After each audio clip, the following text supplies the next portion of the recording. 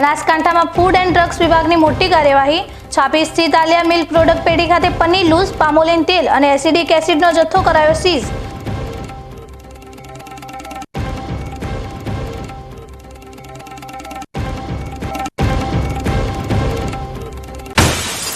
ડાબી માધ્યમિક શાળાના તાળા ખુલ્યા।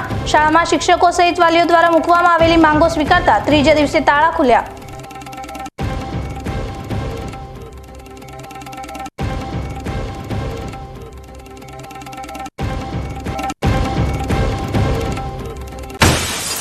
અંધશ્રદ્ધાના નામે તાંત્રિક વિધિ કરીને છેતરપિંડી કરતા ભુવાનો થયો પર્દાફાશ।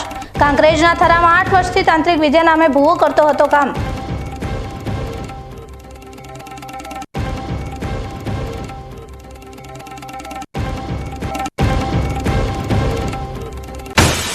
ટેકાના ભાવે થતી મગફળીની ખરીદી પર લાગી બ્રેક। બારદાનની અછતના કારણે જિલ્લાના મોટાભાગના કેન્દ્રો પર ખરીદી કરાઈ બંધ।